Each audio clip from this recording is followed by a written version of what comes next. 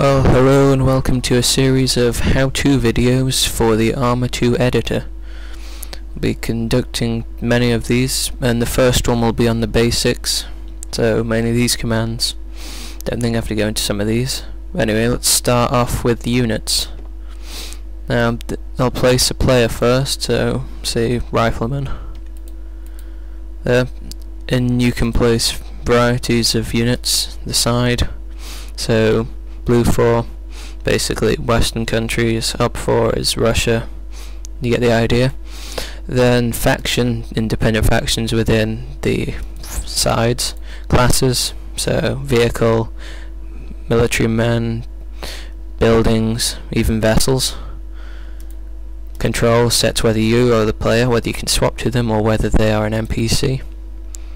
Info age is only really useful when you're running missions, as it will show intel on units, etc. Vehicle lock determines whether or not you can get in or out of a vehicle, so you could use it, say, if you were setting up a static chase sequence or something to stop the player from leaving the vehicle. Right, then we have rank, and this determines when you group units, but we'll come back to that later. The unit, which is what the mine actually is, so change myself to a javelin, and I'll spawn as javelin now, or anything machine gunner. Then there's the name, which can be anything, is mainly useful for commands.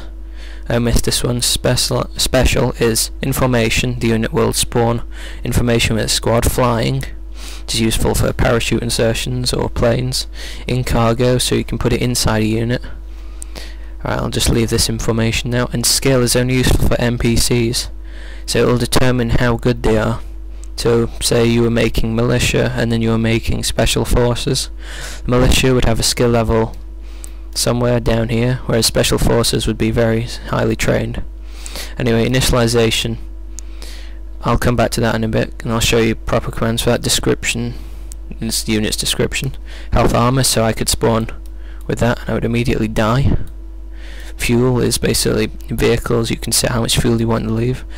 Normally it's set to full. Ammunition, same as fuel. Probability of presence, so you could have a unit spawning half the time, which makes more interesting scenarios. Condition of presence, so you can set, say, if such and such happens, this unit will spawn. Placement radius determines whether you'll spawn in your spot, which is on 0, or if you change it, you could spawn in any location within that radius. Then there's azimuth, which sets where you're headed, so change it to 90, and you rotate in accordance with it, like this anti-tank specialist over here. Yep. To delete units, you just delete them. So let's see, I will try some. I'll change my class to an anti-tank specialist, and then I'll see you in the game. See, there we go, I've spawned in that spot by the airfield. And now I can swap my weapon. See, it's changed me to the anti-tank personnel.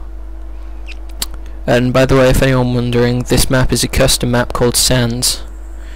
And I'd recommend it if you're trying to build anything complex, because it's massive and open. And there is very little frame rate drop or anything with that you might have, say, staring at grass, because it's a desert, so there isn't much grass. And if you set draw distance to sort of average, it runs perfectly smoothly. But enough about the map, let's get back to the mission editor. Right, hi again, and I'm now going to show you the commands, etc. that I said about before, namely the name and the fuel and ammunition. So I'll start off with naming this man, let's call him Man, simple enough. And then I will spawn a Humvee or something similar, yeah. Let's go for a Humvee. And we'll, in this initialization, I will type nothing for this actually. Okay, we'll call it, let's call it car, simple. And we'll set its fuel to low. We'll set its no fuel, and we'll set ammunition low. Okay, and now we'll set for this move in cargo. I'll go into more detail with these initialization things in a later tutorial, but this is a basic one for moving into a vehicle. And then you put the name after a space, and it's always good to end with a semicolon. Only really affects it when you're using multiple commands, but it's a good habit to get into. And now this should mean that I'll spawn in that Humvee in cargo, so back seat or my passenger seat, and now we'll test it out. As you can see, I have spawned in the vehicle. See, there you go. Is that fuel? And hang on, I have to shoot that guy to get in the gun.